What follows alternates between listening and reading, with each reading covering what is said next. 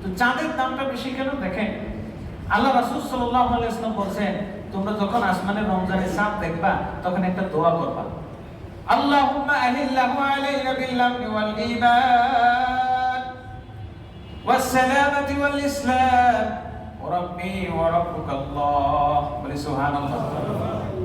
আল্লাহ যে চাঁদ উদিত হলো ওই চাঁদ দেখে আপনার কাছে দোয়া করি, আহিল্লাহু আলাইনা বিল আমনি ওয়াল ঈমান, 29 কিংবা 30টা দিন আমাকে দান করবে, এই প্রত্যেকটা দিন এবং রাত যেন আমার ঈমানের সাথে আমলের সাথে কাটে, বলি সুবহানাল্লাহ।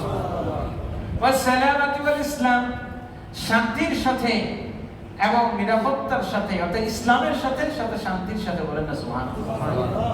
রমজানে চাঁদ দেখে কোন বান্দা যদি এই দোয়া পড়ে, নির্ঘাত নিশ্চিত গোটা মাস নিরাপদ রাখবেন কে? শান্তিতে রাখবেন কে? বরকত দিবেন কে? রিজিক বাড়া দিবেন কে? সুতরাং রমজানের চাঁদ দেখে আমরা সবাই পড়ব, আল্লাহুম্মা আহিল্লাহু আলাইনা বিল আমনি ওয়াল ঈমান ওয়া বিস সালামাতি ওয়াল ইসলাম রাব্বি ওয়া রাব্বুকাল্লাহ। এটা পড়তে পারবেন ইনশাআল্লাহ, মুখস্থ করে নেবেন। হাজিরিন, কত কিছুই তো মুখস্থ করে নেবেন।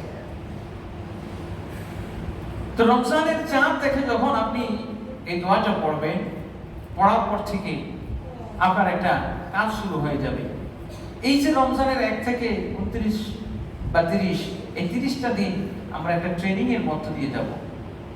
আপনারা যে যে পেশায় থাকেন না কেন, একেবারে ড্রাইভিং পেশায়ও যদি কেউ থাকে, তারপরেও ড্রাইভিং নেওয়ার জন্য, লাইসেন্স নেওয়ার জন্য তার কিছুদিন ড্রাইভিং এর ট্রেনিং করতে হবে। যারা শিক্ষকতা পেশায় আছেন তাদের বিভিন্ন সময় বিভিন্ন কিছু ট্রেনিং দিতে হয়। যারা সোলজার রয়েছেন, সেটা যে কোনো বাহিনীর হোক, সেনাবাহিনী, পুলিশ, বিজিবি, এদের প্রত্যেকে ট্রেনিং আছে না? তো ট্রেনিং বা প্রশিক্ষণ একজন মানুষকে পারফেক্ট করে তোলে, যোগ্য করে তোলে। একজন ইমানদারের প্রতিটি বছর ঘুরে ফিরে তাকে একটা মাস ইমানের ট্রেনিং দেওয়ার জন্য আগমন করেন মাহে রমজান। সুবহানাল্লাহ পড়ে। আল্লাহ নিজে রমজানের নামটা রেখেছেন কেমনে দেখেন, শাহরু রমাদানাল্লাযী উনজিলা ফীহিল কুরআন, বলি সুবহানাল্লাহ।